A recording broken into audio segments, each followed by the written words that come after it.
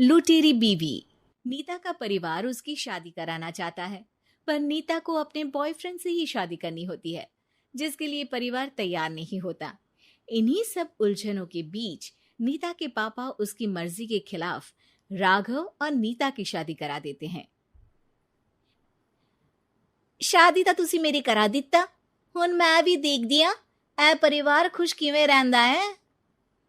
अपने गुस्से के चलते नीता शादी के अगले ही दिन से परिवार में सबको उल्टे जवाब देना, किसी की कोई बात ना सुनना और अपने मन मुताबिक रहना शुरू कर देती है, जिससे घर में सबको दिक्कत होती है, लेकिन नीता को कोई कुछ नहीं बोलता। एक दिन सास नीता के पास आती है। बहू, की गल तुसी किवें नाल या किसी गल से नाराज हो? तुहानू मेरी फिक्र करन दी कोई लोड़ नहीं, मैं ठीक हाँ। ऐसा बोल नीता वहां से चली जाती है, पर सास की बात उसके मन में रह जाती है। शादी के अगले दिन से ही मैं सब दे नाल किन्ना औखा बिहेव किता, फिर भी आ मेरे तो इन्ने प्यार नाल गल किवें कर सकदी आ। मां नू नफरत करनी नहीं आउंदी, ऐस करके वो सोचती आ कि एक ना एक दिन तुम्हारा गुस्सा भी खत्म हो जाऊगा। यह कदे नहीं हो सकता। इससे पहले राघव कुछ बोलता, नीता का मोबाइल बजने लगता है, जिस पर राघव वहां से चला जाता है और नीता फोन पर बात करने लगती है। जिसके बाद अगले दिन से नीता की जैसे ही आत्मा बदल गई हो, वो बिना किसी के बोले घर के सारे काम कर देती है। उसकी ऐसी काया पलट देख राघव और उसकी माँ हैरान रह जाते हैं। बहू, तबियत शबियत ता ठीक सी? तबियत छड्डो मां, मैनू लगदा इसदा दिमाग हिल गया। ए तुसी दोनों की गल करी जांदे हो? मैं ठीक आ ते मेरा दिमाग भी। बस आज रियलाइज हो गया कि मैं अपने गुस्से विच कितना प्यारा परिवार ठुकरा रही सी।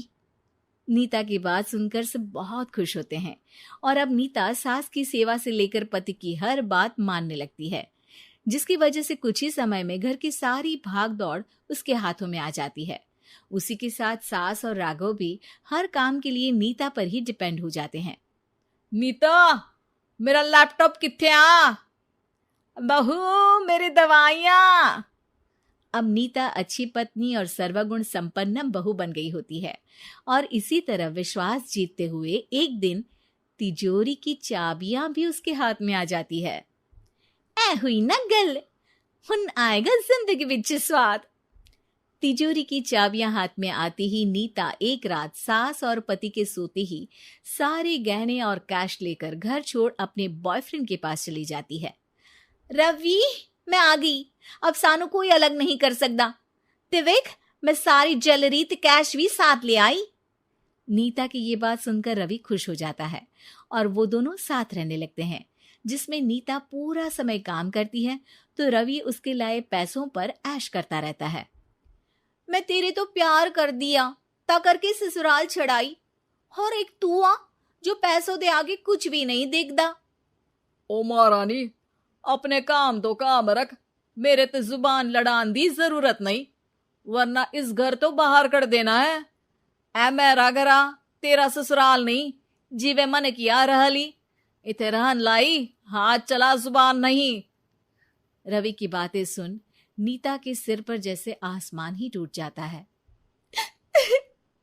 एक तेरे करके मैंने अपने मां पियो नाल उस भले चंगे ससुराल नु भी धोखा दिता, ते तू छड्ड परे, मेरी ही गलती आ।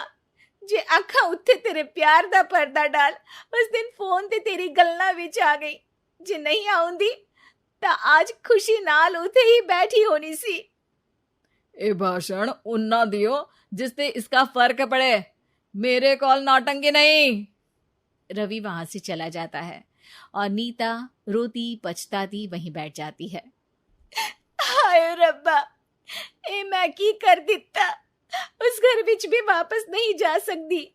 एक ता घर छोड़ा, नाल चोरी भी की, कोई मेहणु माफ नहीं करूंगा। घर कैसे वापस जाए, इसी डर से नीता रवि का घर छोड़ नहीं सकती। इसी तरह दिन बीतते हैं और उन्हीं के साथ हालात बद से बदतर होते जाते हैं। अब रवि पैसों और अपनी मनमानी के लिए नीता के साथ मारपीट भी शुरू कर देता है, जिससे परेशान होकर एक दिन नीता उसे छोड़ अपने ससुराल वापस आ जाती है। जिसे वहां देख राघव गुस्से से लाल हो जाता है। हूं थे की लेना या हमारी जिंदगी के साथ घर ता तू पहले ही बर्बाद कर गई सी। जान दिया, मेरी गलती माफी लायक नहीं। मैं कमली सी उस ढोंगी नु सच्चा प्यार दे इस सच्चे प्यार नु बोझ समझती बैठी। मैनू माफ कर दो। जे मेरी नूर रानी समझ गई आ कि उस तो गलती हुई आ, फिर किस बात का रुसना मनाना। केड़ी नूर रानी? रानी बोलन जोगा इसने केड़े झंडे गाड़ दिए? मां याद कर, तेरे घर बिच चोरी कर बहू ते पत्नी सब रिश्ते तोड़ भाग गई सी। और फिर की मानता रहिया, गलती हो गई सी। एक गलती ता रब भी माफ कर देता ते तू और मैं ता सिर्फ इंसान ही आ। माफ कर दे, मैं बोल रही आ ये दोबारा कदी कोई गलती नहीं करेगी। इसदा नहीं ता मेरा ही भरोसा कर ले। ठीक आ, जिवे तुहानू ठीक लगे, पर इसे बोल दे मेरे कोलो कोई उम्मीद ना रखे। तुसी जीवे कहोगे।